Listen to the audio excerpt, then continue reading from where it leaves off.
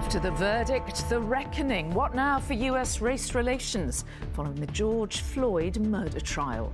Minneapolis police face a probe after Officer Derek Chauvin was convicted of the killing. The guilty verdict prompting relief from the Floyd family and beyond. When I heard guilty, guilty, guilty, I was ecstatic. I was extremely happy. Nothing can ever bring their brother, their father back. But this can be a giant step forward in the march toward justice in America. Also tonight, total humiliation. Clubs are forced to apologise amidst the ruins of the not-so-Super League. Security breach in Windsor and intruders intercepted at the home of Prince Andrew. And... Oh yeah! Oh yeah! Shh, not so loud. Why this year's Town Crier Championships will be a silent affair.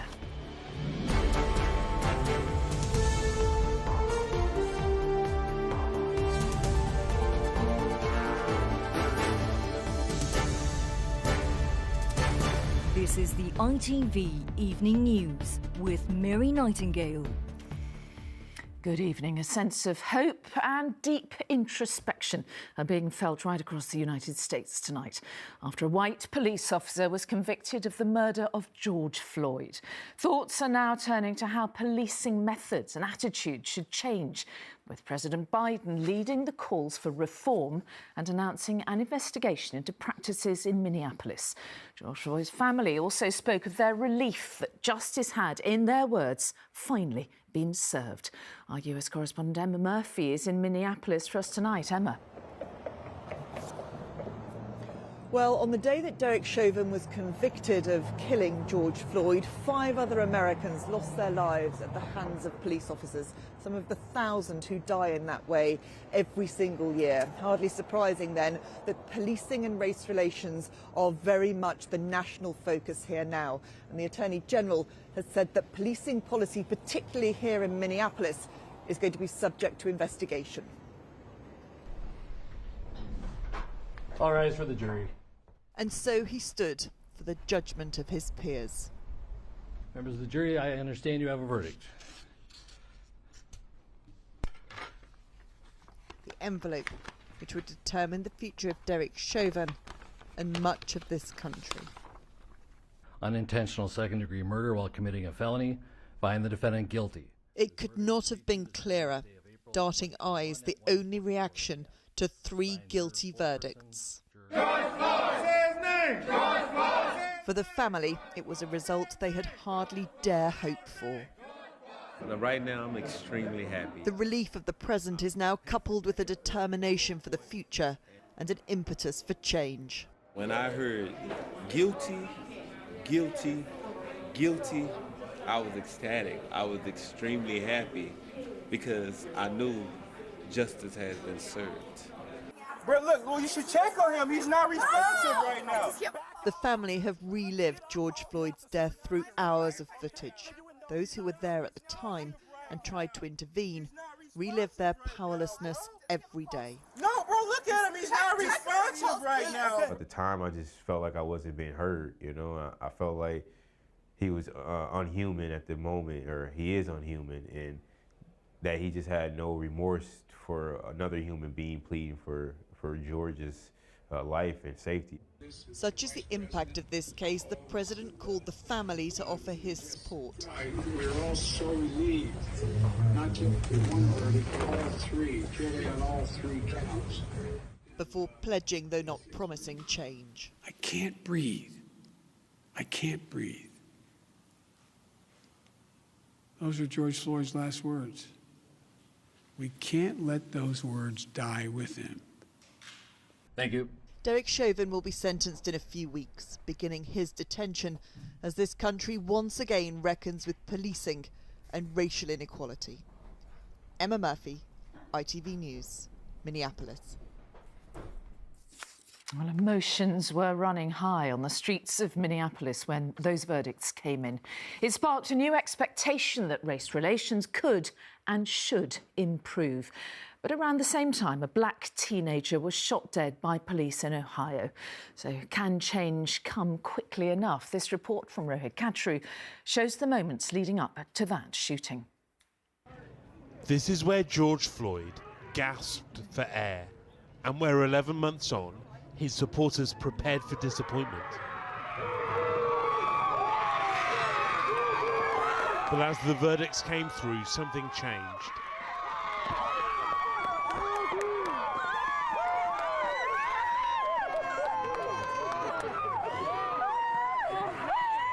Not just for people on this street corner, but for nearly all African Americans.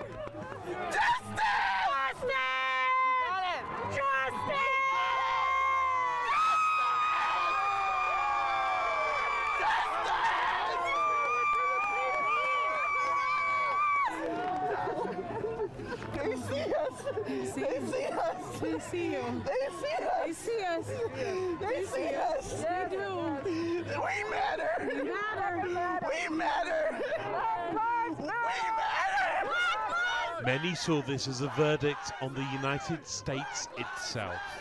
Black Lives Matter! We can stop holding our breath. This wasn't just about him on trial, right? This is all about this government-sanctioned racist policing. It's on trial. That's what this was on trial. Is this the moment that things change? This is the moment where we recognize that things can change. This is the moment when we recognize and we believe that things can change. This is the moment. And at almost that same moment in Ohio, a black teenage girl was shot dead by police. A body-worn camera filmed her charging towards another youngster with a knife. Protests followed, but now there's deeper scrutiny too. At the George Floyd Memorial, the new sign reads, "Justice served." But this is only one case. Rohit Katru, ITV News, Minneapolis. OK, well, let's move on now. And here there were grovelling apologies from the top Premier League teams today after the attempted formation of a European Super League crumbled into a spectacular PR disaster. All 6 English clubs have now pulled out of the controversial plan after uproar from supporters. Our sports editor Steve Scott reports. Spurs, the first of the sinful 6 in action since the collapse of the European Super League. A degree of normality tonight, masking a host of tensions and poisoned relationships in England's top league. The breakaway clubs, now back in their box, have a lot of trust to repair. Liverpool's owner John Henry finally fronting up after leaving others to face the anger for a full 2 days.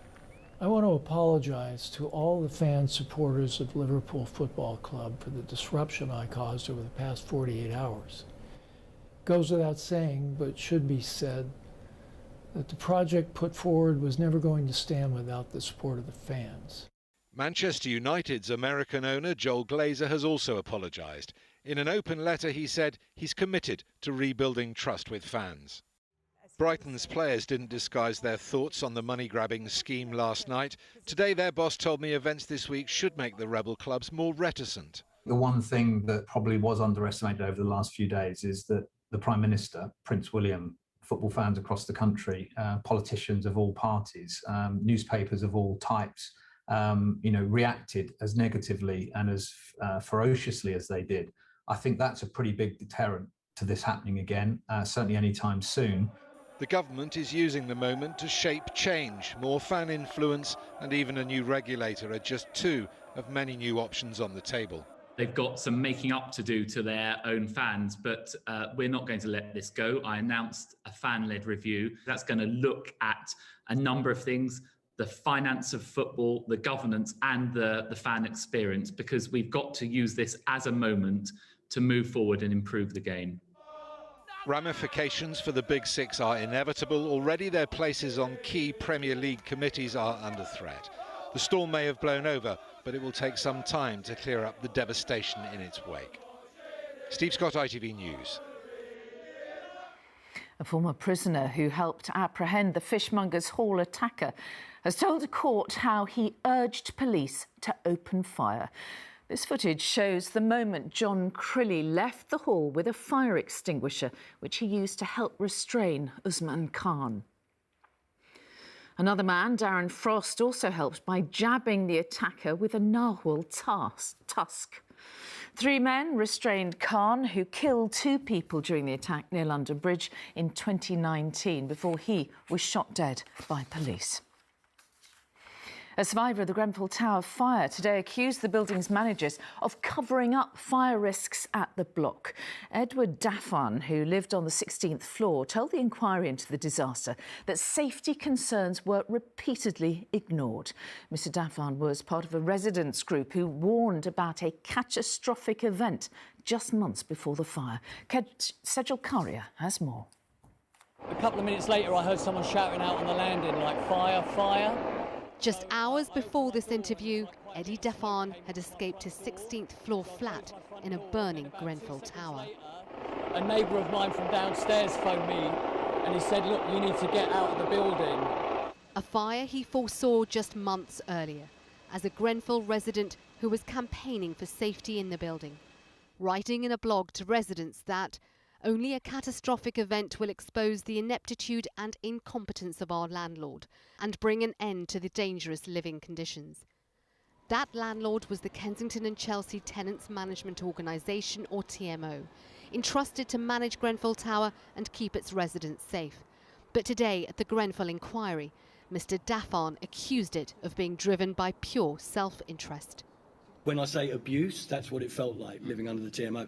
Every single word, when I describe the TMO as like a mini-mafia, non-functioning organisation, they're not glib, shoot from the hip expressions.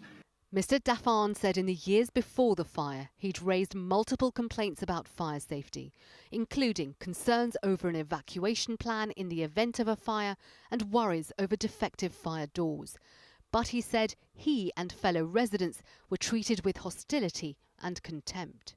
They didn't treat us with respect or humanity or empathy.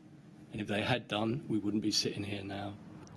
He concluded his evidence by describing his heartbreak at the loss of the Grenfell Tower community. 72 of their number lost their lives in the fire. One of the organisations Mr Daffan blames for their loss gives evidence tomorrow. Sejal Crier, ITV News.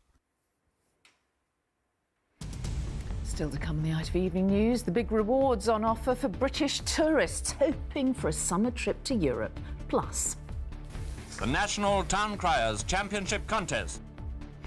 First in the history of Town Criers, this year's championship in silence. Those stories and more after the break. Join me then.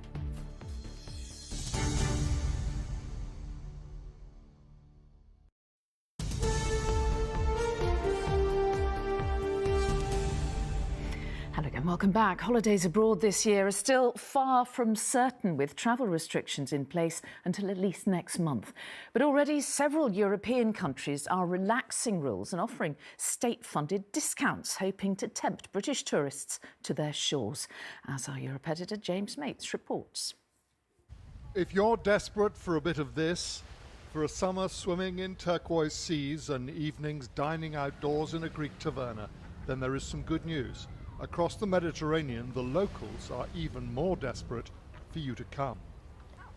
From now, the Greek government says UK tourists can visit islands like this one, Enoussis, without quarantine. A test or vaccination will be enough. The population of Enoussis, like most small Greek islands, has been fully vaccinated. COVID cases are at 0, and the mayor says normality is back. It's real freedom now. We are free to travel, to communicate, to eat, to sit with our friends. The beaches of another Mediterranean island, Malta, welcomed 3 million tourists a year before the pandemic. Right now, not so much. But the most vaccinated country in the EU is fighting for its share of summer travellers.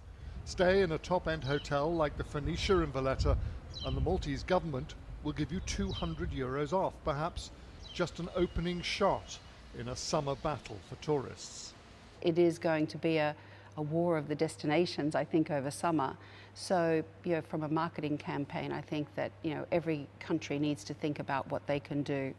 But lifting restrictions on tourists coming here, even offering them incentives, means very little while the British government still prevents people from flying abroad and imposes onerous quarantine and testing restrictions on their return.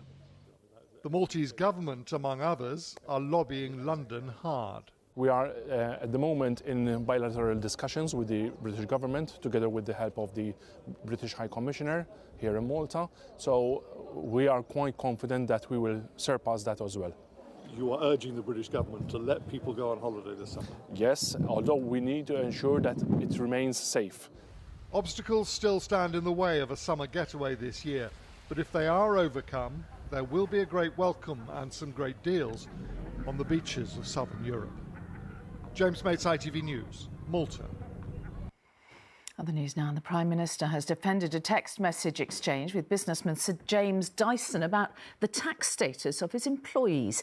Boris Johnson promised to temporarily fix tax rules to help the Dyson company produce ventilators at the start of the pandemic.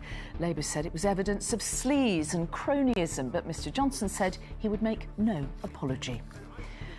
And a coroner has called for legally binding pollution targets in a report into how to reduce deaths. It follows a landmark inquest last year which found toxic air contributed to the death of 9-year-old Ella Kissy-Deborah. Now, an intruder found wandering in the grounds of the Duke of York's Windsor home has been detained under the Mental Health Act. The woman managed to talk her way into the estate on Monday, and Rebecca Barry is there tonight. So, Rebecca, this is quite worrying, isn't it? What exactly happened? Well, tonight, security guards here have been checking who we are and why we're here. But earlier this week, something clearly went wrong. On Monday morning, police were called here to Royal Lodge, Prince Andrew's home within Windsor Great Park, after a woman allegedly talked her way in past security guards. This sort of security breach might seem extraordinary at any time, let alone just days after Prince Philip's funeral, which was held not far from here within the grounds of Windsor Castle. According to newspaper reports, the woman even managed to trick security guards into paying for her taxi, telling them that she was here to have lunch with the Queen's son. It's thought she spent around 20 minutes within the grounds and even made her way into the house before she was arrested and was later sectioned under the Mental Health Act. It's not known if Andrew was at home at the time. The palace is not commenting any further, but it does seem to raise some very serious questions about royal security, particularly at this sensitive time. Rebecca Barry at Windsor, thank you. The Queen has thanked people for all their good wishes since the death of her husband, the Duke of Edinburgh. In a message released on her 95th birthday, the monarch said the royal family had been deeply touched by the support and kindness. Her words were accompanied by this picture taken at a royal event last year. And finally tonight, the British Town Crier Championship that will be lacking the usual cries. Social distancing rules mean the annual competitive gathering, bellowing out town notices, will this year be held in total silence. Well, how's that going to work? Chloe Keedy went to find out. Oh, yay! As Dorchester's town crier, Alistair Chisholm has spent 2 decades mastering his art.